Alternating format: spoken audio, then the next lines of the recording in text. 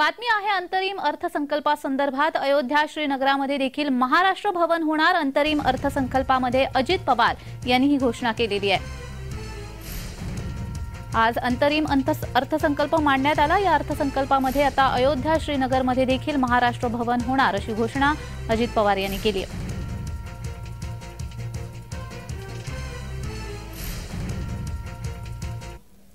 राज्यातील पर्यटकांना आणि भाविकांना किफायतशीर दरामध्ये उत्तम सुरक्षित सुविधा पुरवण्यासाठी श्रीनगर, जम्मू काश्मीर आणि श्रीराम जन्मभूमी अयोध्या येथे महाराष्ट्र भवन बांधण्याचा निर्णय घेतलेला आहे। आज अंतरिम अर्थसंकल्प मांडण्यात आला। या अर्थसंकल्पामध्ये ज्या गोष्टी मांडण्यात आल्या त्या आपण पाहतोय। जुन्नरमध्ये शिवसंग्रहालय उभारणार। राज्यामध्ये 6 वंदे भारत एक्सप्रेस या सुरू झालेल्या आहेत।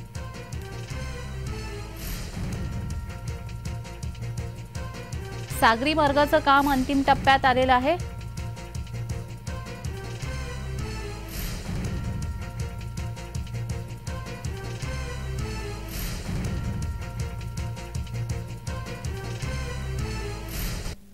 राज्याच्या प्रेरणादायी इतिहासाची साक्ष सांगणारा भव्य हिंदवी स्वराज्य महोत्सव 2024 पुणे जिल्ह्यातील जुन्नर मध्ये संपन्न झाला। मौजे वडच तालुका जुन्नर येथे छत्रपती शिवाजी महाराजांच्या जीवनावर आधारित शिवनेरी संग्रहालय उभारण्याचे शासनाने निश्चित केले आहे। त्यात वस्तू संग्रहालय, शिवकालीन गाव, किल्ल्यांची प्रतिकृती, खुले सभागृह इत्यादी बाबींचा समावेश असेल। 6 वंदे भारत एक्सप्रेस रेल्वे सेवा सुरू झाल्या। केंद्र शासनाच्या सन 2024-25च्या अंतरिम अर्थसंकल्पात राज्यातील रेल्वे प्रकल्पासाठी 15,554 कोटी रुपयाची भरीव तरतूद करण्यात आली आहे।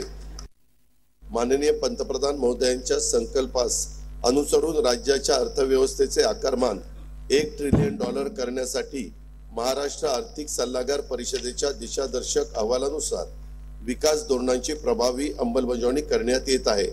$1 ट्रिलियन अर्थव्यवस्थेसाठी राज्यातील भांडवली गुंतवणूक मोठ्या प्रमाणात वाढवण्यात येत आहे। नरिमन पॉइंट ते वरळी या 11 किलोमीटर लांबीच्या किनारी मार्गाचे काम अंतिम टप्प्यात आहे। या मार्गामुळे प्रवासाच्या वेळेत 70% आणि इंधनामध्ये 34% बचत होणार आहे। स्वातंत्र्यवीर सावरकर, वर्सोवा, वांद्रे सागरी सेतूचे काम प्रगतीपथावर असून त्या मार्गाचा विस्तार पालघर पर्यंत करण्याचे नियोजन आहे।